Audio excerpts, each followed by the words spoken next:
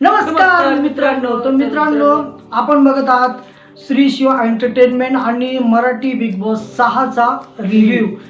तर मित्रांनो, तुम्ही आजचा एपिसोड बघितला असेल. धमाल कमाल आणि चमाल झालेला होता आणि कॅप्टन्सी टास्क झाली रद्द. म्हणजे कॅप्टन्सी टास्कची परफेक्ट टाइमसारखी वाट लागली, पण यावेळेस वाट लागली पण चांगली लागली. तर मित्रांनो, ती चांगली कशी लागली, कारण की राकेश बापटनी यावेळेस काहीतरी पाऊल उचललं आणि एकदम गेम पद्धतशीर खेळून गेमला चालना देऊन टाकली आणि गेम माइंडनी खेळला. यावेळेस 4 हप्त्यापासून राकेश बापट आज शांत दिसत होता.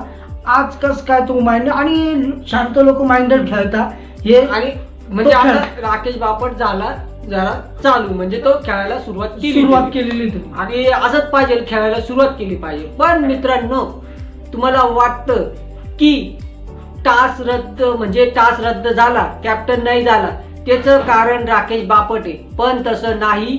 मेन म्हणजे राकेश बापट नाही, इथे विशाल मुतलेला होता, म्हणून तो टास्क रद्द झाला. विशालने त्या टायमाला बोलायचं नव्हतं की टोळीचा कॅप्टन होईल, माझ्या टोळीचा कॅप्टन होईल हे बोलला, म्हणून राकेश बापटनी डायरेक्ट बाजीच पलटून. काही करू नाही, माझ्या दोघं पण प्लेअर आहे ते माझ्या टोलीचे आहे आणि त्या टोलीच्या प्लेअरांनी मी आज माझ्या टोलीचा कॅप्टन टोली आज तुझी टोलीची थाली करून आणि म्हणजे मग टोलीचा कॅप्टन झाला की टोळी नंतरून बाकीच्यांना इतकी त्रास देईल. आतापर्यंत म्हणजे कॅप्टन झालं का कामच करणार आणि आतापर्यंत जितका त्रास देईल होता याच्यापेक्षा दुप्पट त्रास देईल असं विशालच्या मनात आलेलं होतं. त्यामुळे विशालनी तिथे बोलला आणि ते राकेश बापटला खटलं, म्हणून राकेश बापटनी निर्णय पलटी मारली. आणि मेन मुद्दा म्हणजे या दोघांमध्ये दोघं समजून सांगत होते, मी योग करूंगा त्यो करूंगा, तुमच्यासाठी योग करणार. ती अनुश्री खोटाडी त्या विशालच्या सांगण्यावरून खबरीलाल तिकडं जाऊन खबरी इकडं काढती. आणि तिला असं वाटत होतं, ते नाही का मांजर दूध पिऊन जाते, कोणी तिला बघत नाही असं तिला वाटत होतं अनुश्रीला. पण इकडच्यांना सगळ्यांना माहिती होतं, मेन म्हणजे तन्वीला तू खबरीला आले. आणि तर मित्रांनो, मेन म्हणजे रोशन पण एकदम शांतपणे गडी गुपचूप सांगत होता. आणि बघायला गेलं तर दोघांपेक्षा रोशन हा कॅप्टन बनण्याच्या योग्यतेचा होता, कारण की रोशन टाइम वरती जर चुकीचा असेल तर निर्णय बदलायची क्षमता आहे. तो बदल तर मित्रांनो, मी हेच बोलणार चाललो होतो की रोशनला कॅप्टन बनण्याची क्षमता आहे, पण त्याला बनला का नाही तो, कारण की तो टोळीचा सहारा घेतो आणि विशालचं जास्त ऐकतो आणि तो विशालच्या संगती बसतो, त्याच्यामुळे तो कॅप्टन बनला नाही. तर मित्रांनो, कॅप्टन्सी मध्ये बाजी मारलेली आहे. आणि अजून एक विशालची मोठी चुकी झाली.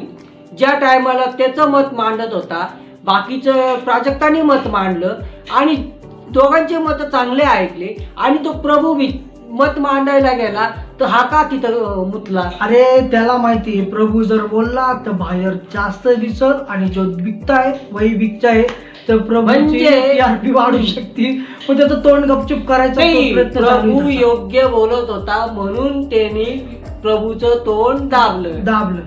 आणि मित्रांनो, आणि मग ते राकेश बापटनी ऐकलं, कारण की तो तेच बोलत होता की टोळीच बद्दल बोलत होता तो, आणि अनुश्रीला बोलत होता तू इकडे येत होती. त्याचं म्हणजे त्याला लक्षात आलेलं होतं ते तन्वीने त्याला सांगितलं होतं. अनुश्रीने बापटचे सगळे कपडे बेडरूम मध्ये पसरून टाकले. तर मित्रांनो, त्याचे कपडे पसरवले, ठीक आहे, तो त्यांनी मुद्दा म्हणजे निर्णय म्हणजे डिसिजन दुसरा दिला तर ठीक आहे. पण तिला तिथं विशालची चुकी नाही दिसली. विशालनी जर नसता बोलला, टोळीचं नसतं काढलं विषय, तर राकेश बापटने विषय नसता चेंज केला, हे तिला कळायला पाहिजे होतं. आणि ती राकेश बापटला बोलण्याच्या ऐवजी तिने विशालला बोलायला पाहिजे होतं आणि विशालचे कपडे फेकायला पाहिजे. विशालचे कपडे फेकायला पाहिजे. हे कसं झालेलं आहे ते बरोबर आहे ना. म्हणून तर राकेश बापट तिथे बोलला की तुम्ही फक्त आहे ना प्यादे आहात, सरदार तुमचा कोण आहे, विशाल आहे. तुम्ही विशालच्या डोक्यावर विशाल कॅप्टन्सी चालवाल आणि तुम्ही प्यादेसारखे आमच्याकडनं काम करून घ्याल. त्याच्यामुळे आणि ते बरोबर ती प्यादाच आहे, फक्त तो रोशन सोडला तर तो ऐकत नाही. आणि ती अनुश्रिता आपल्याला माहिती आहे ती प्याद आहे, पूर्ण प्याद आहे. तर मित्रांनो त्याच्यानंतरून राखी सावंतनी जे भांडे फेकले, जे किचन वाट्यावरती जे भांडे फेकून जे भांडे फोडले दाना, ते एकदम असं वाटत होतं खरंच म्हणजे रिअल आहे. कारण की राखी सावंत गेम चेंजर निघाली आणि तिने गेम चेंज पण केलं या हप्त्यात विथ ती एकदम पॉइंट टू पॉइंट पकडून भांडतीये. तिने परफेक्टली करणला, प्राजक्ताला आणि सागरला आणि विशालला ते संडास बाथरूमची ड्युटी सांगितली. तर मित्रांनो तुम्हाला कसं वाटलं आज नेमकी राखी सावंतने जे भांडे उचलले आणि ते जाऊन त्या बेसिंग मध्ये टपकन आपटले, त्याच्यानंतरून जे काम करत नव्हते ते काम चुकार करणारे लोक होते त्यांना राखी सावंतने बरोबर त्यांचे चेहरे हळू पुढे आणले. आणि राखी सावंतच अशी प्लेअर आहे ती मागे पण आणि आता बी इतकी पद्धतशीर आहे की ती परफेक्टली सगळ्यांचे चेहरे या हप्त्यामध्ये समोर आणलेले. तर राखी सावंतने विशालला सांगितलं तू संडास बाथरूम साफ व्यवस्थित करत नाही ते दाखवलं. त्याच्यानंतरून बाहेरचा जो पॅसेज होता तो क्लीन केला नाही तो दाखवला. आणि त्यानंतरून करणला सांगितलं होतं की भांडे तू धुतले नाही, ते 2दा सांगितलं तरी त्यांनी धुतले नाही. नंतरून तिने ते बरोबर पद्धतशीर फोडून जे दाखवलं ते तुम्हाला कसं वाटलं मित्रांनो? हे असं योग्य पाहिजेत की जिथल्या तिथं उत्तर देणं ते राखी सावंतला परफेक्ट जमतं आणि त्यामुळे तिला शोमध्ये बोलवलं जातं.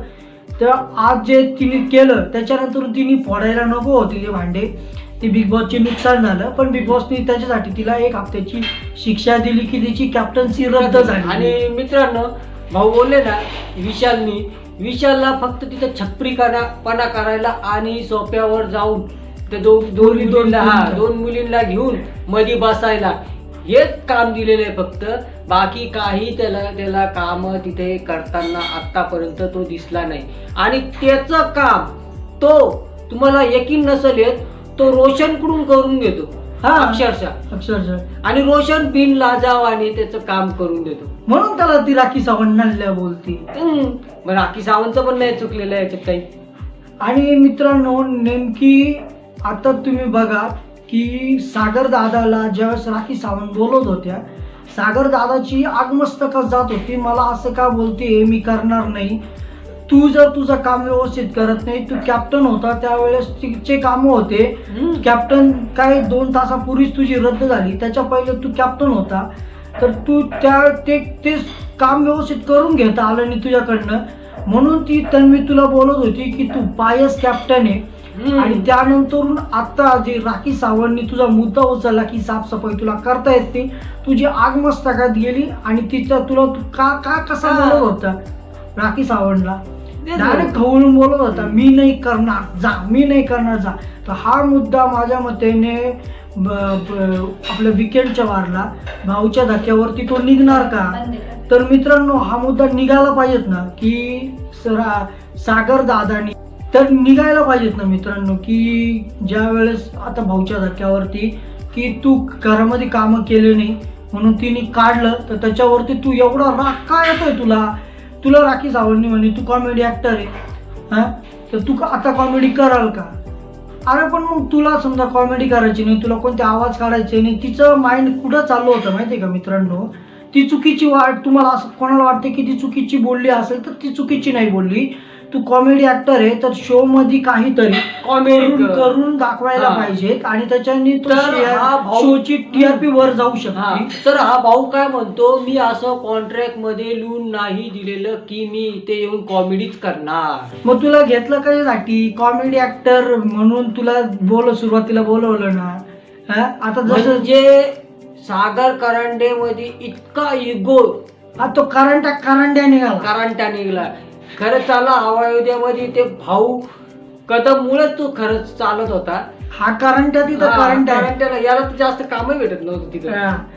तर मित्रांनो अशाच पद्धतीने आमचा 3रा मुद्दा आहे तो म्हणजे करण आणि प्राजक्ता. करण भाई डायरेक्ट बिग बॉसला की तुम्ही काय करा, तुम्ही तुमची शब्द काय करा म्हणे कंट्रोल करा.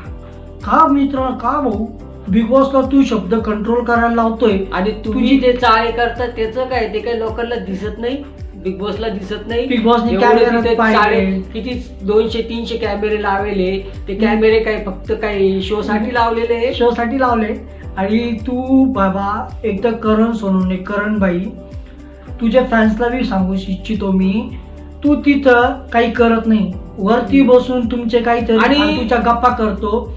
त्याच्यानंतरून तिथं कोणताच गेम तू खेळत नाही. ते बिचारे बिग बॉस ते काहीतरी तुला, तुझी ती बंद पडलेली गाडी आहे ना जी रनिंग मध्ये येत नाही, तिला धक्का मारून ते पुढे नेण्यासाठी लवचा थोडी प्रयत्न करताय की तू लव ट्रायंगल करून पुढे जाशील, तुला काहीतरी लोक भेटल, स्क्रीन भेटल. तू तिथं तू बिग बॉसला म्हणतो की तुमची भाषा कंट्रोल, तुमची भाषा कंट्रोल करा.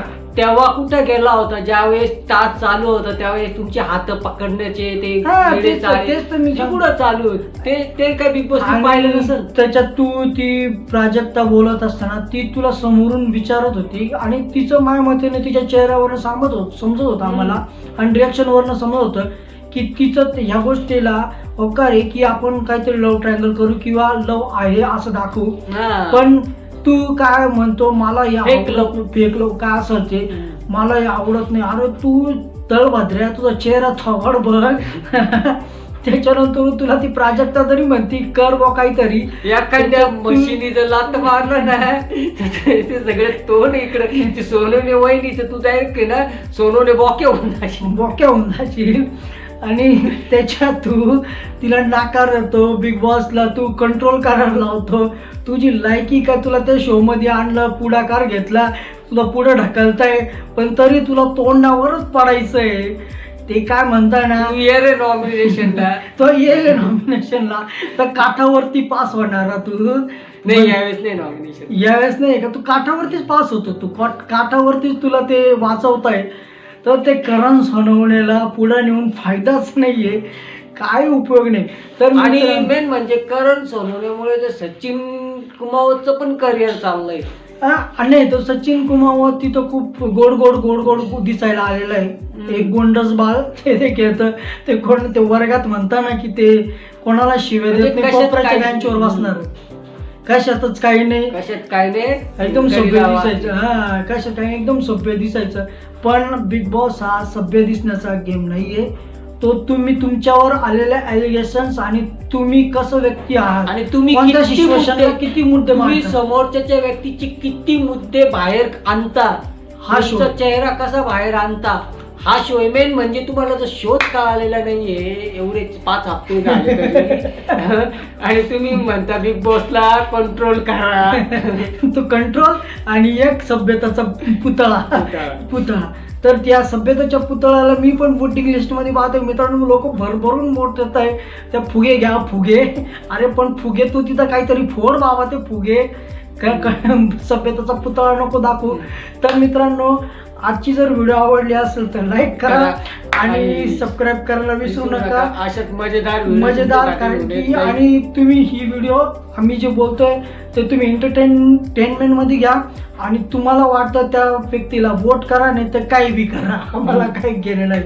आणि या हप्त्यामध्ये आम्हाला वाटतंय प्राजक्ता नाही तर आयुषचा नंबर आहे दोन्ही आयुष सध्या, आणि माझ्या मते प्राजक्ताला वाचवतील आयुष. तो ते संतूर टास्क मध्ये अचानक सफेद शर्ट घालून होता का नाही बिग बॉस मध्ये अचानकच कुठून तरी टपकतोय. तर मित्रांनो आयुष टपकतोय, तुम्ही पण आमचे व्हिडिओ रोज बघत जा आणि मजा घ्या. तर ऑल द बेस्ट.